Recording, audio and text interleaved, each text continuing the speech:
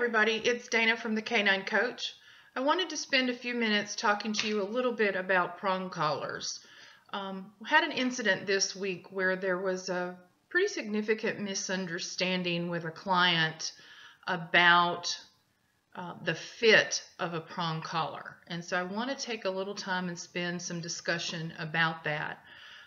At the risk of putting this particular client under the spotlight, I'm okay with doing that if it means no one else makes this mistake.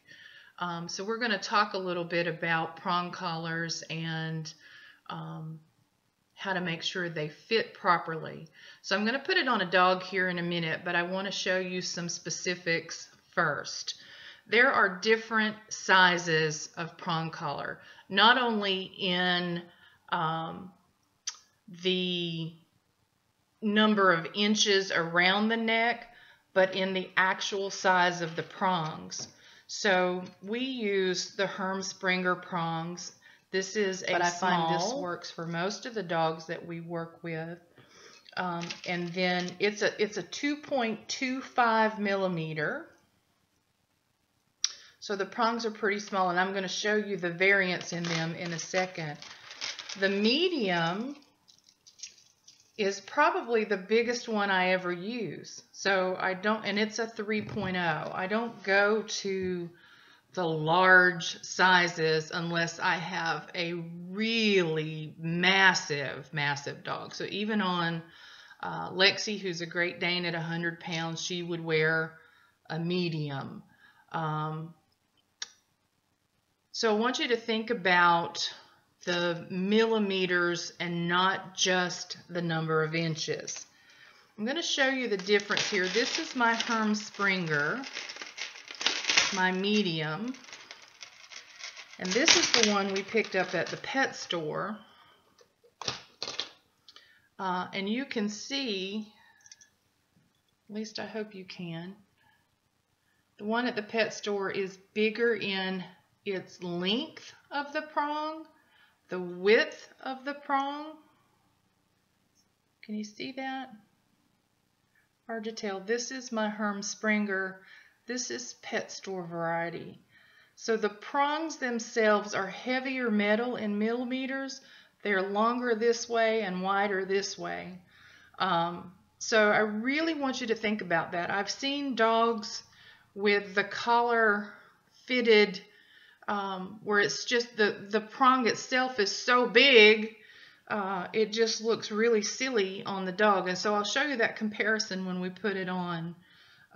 We're going to use Huey here as our example, but I really want you to think about the size of the prong itself, not just the number of inches around. I'm going to put this back in my Hermspringer. And again, the medium is probably the biggest one that we ever use on the dog. So I'm putting my PetSmart 1 version away.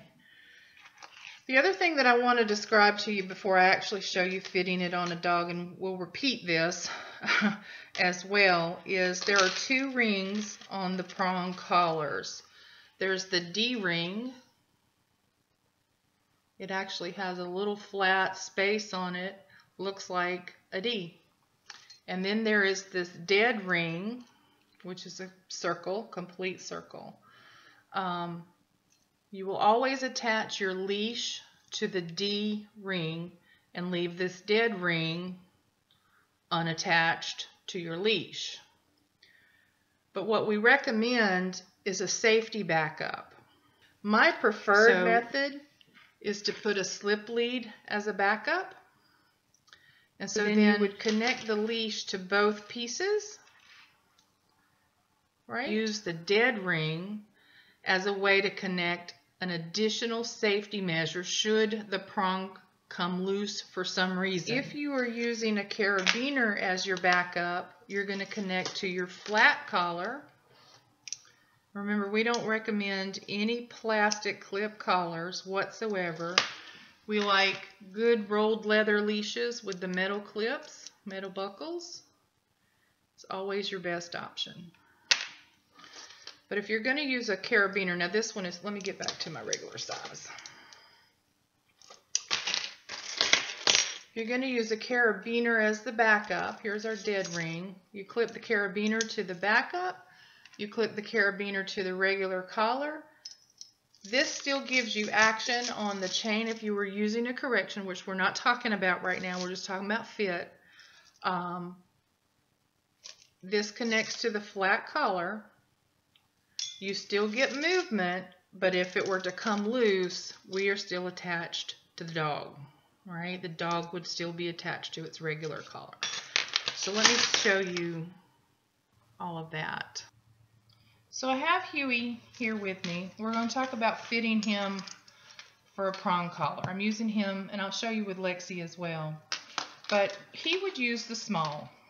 It's just the 2.25 millimeter.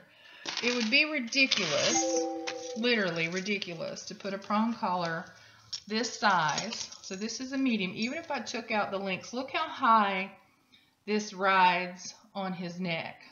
Can you see that? Turn, buddy, so they can look. This is what I often see on pit bulls, mastiffs, Great Danes, other large breed dogs, especially those, and it's more obvious when the dog doesn't have a lot of fur. But look how high this rides up. So this is the equivalent of putting a large prong collar, and by large I'm talking millimeters, not inches, on a medium-sized dog. It's not really what we want to have happen. So if we look here, going back to our small, you want the prong collar to ride high behind the ears. And when I first start fitting a dog, I let it be a little bit loose the first day or two. We're going to talk about pressure and release. I don't want it to spin freely around the neck, but I want to be able to have some movement in there. If you can see, I can fit fingers under there, so we know that this is not too tight. When I walk a dog, he walks on my left, so I want that D-ring that we're going to clip the leash to on the right side of the dog. Okay, that'll give me full movement in every direction of the chain when we start talking about corrections. That's another video. So this prong collar fits Huey pretty well. Okay, if I were to take out a link, I'm going to show you what that looks like. Uh-oh, twist it up. If I take out a link, this collar quickly becomes too tight. Is it doable? Yes. Is it the right fit? No. You see, we're forcing it to ride a little bit higher again. So this collar now doesn't have as much play in the chain. Can you see that? Much tighter everywhere, which means we don't have much movement in the chain. So it's going to be certainly a quicker engagement of the prong, but we don't need it that tight on 99.9% of the dogs, okay? If I add extra links, so I'm going back to where we were, and I'm going to put an extra link in here. And this is what I often see with people too, is that the collar looks like jewelry. Okay, so Huey twisted that up. There we go. So you don't want the collar so loose that it hangs around the neck, down around the shoulder area. If it's in that region of your dog, the collar is way too loose, okay? So this one, look at how much gap there is. Can you see that? Way too loose. So we're going to take a link out and go back to the right size for Huey. It would be, some dogs are actually between sizes, right? So these links are about 3/4 of an inch a piece, I think. And some dogs are just right between sizes, so I would rather you err on a little bit of extra space, an extra give for the dog. Now, we don't recommend prong collars for dogs younger than 4 months old.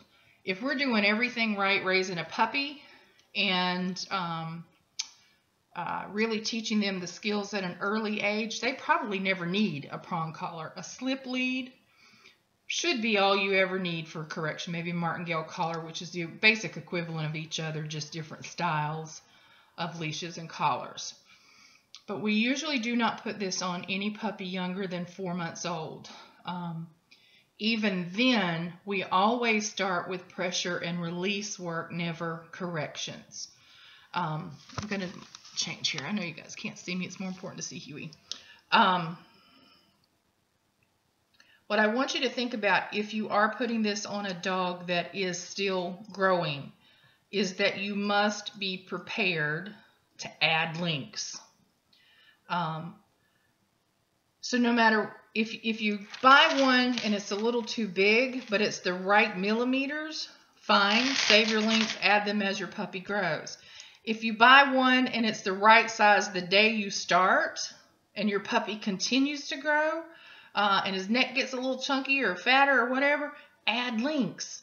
We got to make sure that it always stays properly sized, where we've got a little space underneath it. We've got free give in the chain. We're never trying to hurt the dog.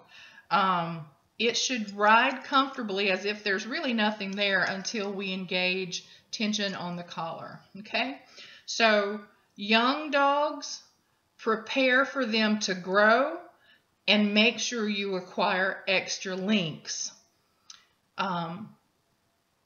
What I find is you can't find these sizes in the pet stores. Now that may not be true for every pet store, but I order mine online. If you're working with a good trainer, they should have them as well. Dog.com is a great place to purchase prong collars, extra links, and whatever you need. So be aware of the changing size of your dog, whether it's an older dog getting chunky or thinning out, any of those things, make sure you adjust the collar with it. The other thing that I want to say about wearing these collars is that you should only have them on when you are training your dog. It comes off when you leave the house, when you put the dog in the crate, when you go to bed at night. It comes off anytime you are not actively supervising and actively training that dog. So I know we have a lot of dogs who wear leashes and collars around the house to do some preventative work and some teaching. That's okay as long as you are supervising and prepared to take it off whenever you're leaving. So even here, looking at this one with Huey, see how much extra space there is in there? This leads me back to saying we probably need to take a link out. But remember, I said I like to start them the first day we're wearing them a little big so that it doesn't engage immediately. And I'd rather it err on the side of a little bit big with most dogs.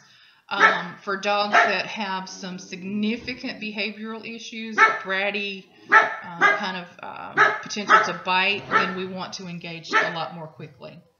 So let me show you this backup process as well. So remember I said we want all the collars to have a backup. This is just a slip lead. It would go behind. So prong collar is the highest collar on your dog. It goes behind the dog. And I would clip my leash, in this case, to the D-ring and the active ring of the slip lead.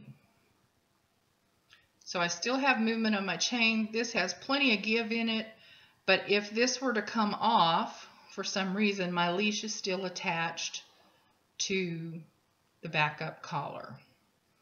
If I were using this with a carabiner and his regular collar, now this carabiner is way too big for Huey, but let's just assume we're going to make it work.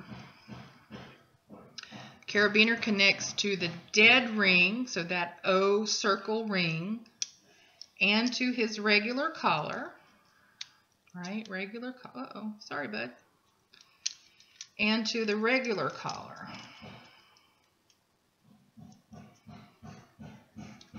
Yep, this one's too big for Huey.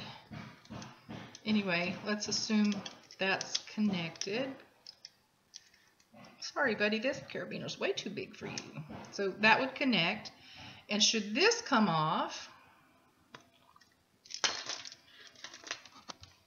right, should this come off, we still have a connection to the dog because the leash would have been connected to the D-ring, so we still haven't lost our dog. We have a secondary backup in place connected to the dog. So it's always good to have backup in place. Sorry, this didn't demonstrate quite as well as I wanted. Let me see if I can show you. Okay. Make sense? Hope so. Let me show you on Come on, Lexi. So here's Lexi. This is my medium, right? My medium prong collar. She's a 100-pound female Great Dane. We put the medium on her. It should not ride so low. You see how low this has come down on her? Way too big.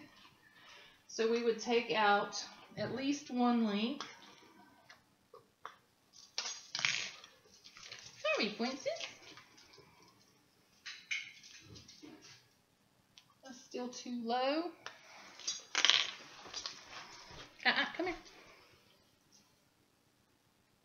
Watch your ear. There we go. So D-ring on the left, I'm sorry, the right side of the dog between me and her. You can't even see her. There we go. On the left side of me, right side of her. If I'm using this carabiner, I connect to the O-ring and to her martingale collar. Can you see that? Lexi, turn your head. See that? That way, when my leash is attached to the D-ring here, I still have all the movement that I need.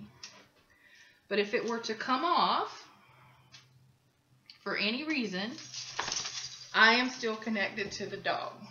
Okay? So it's rare that the prongs come off, but they do. Especially when people, humans, try to modify their size or shape or make it easier to come on and off because of their hands. A lot of people, especially a lot of women, have difficulty unclipping those prongs. So many people will use the quick release. I don't have a problem with using the quick release, but they don't call it quick release for nothing. It gets hung up on the leash itself all the time and is quickly released. Haha, pun intended. So must use a backup if you are using a quick release collar. So same thing we just described. Quick release goes on. You would either connect it to a slip lead as a secondary or the carabiner, carabiner to the dead ring and to your dog's regular collar. Okay? All right, we'll talk about using corrections and how to use them in another video, but I wanted to take some time really to talk about this. So recapping a couple of key points. Size matters. The millimeters matter, as do the inches. What I find at the pet stores is it is mostly about the same millimeter collar, and they just change the inches. I would rather you start by identifying the proper millimeter size and then either removing or adding extra links as needed to get the inches that you need. If you cannot find that at the pet store, look online or talk to a trainer who can help you properly fit. Collar is only on during training intervals. It comes off when you are not able to supervise. Prepare for the growth of a young dog or the changing size of a more mature dog. If they get heavier, thinner, whatever, you may need to make adjustments by adding or removing links. Okay?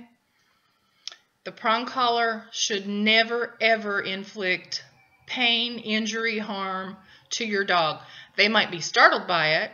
They might be confused by the pressure of it the first few times, which is why the introductory techniques are so important, and we'll talk about that in a separate video. But size matters first. If you have any questions, please ask. Thanks, and have a great day.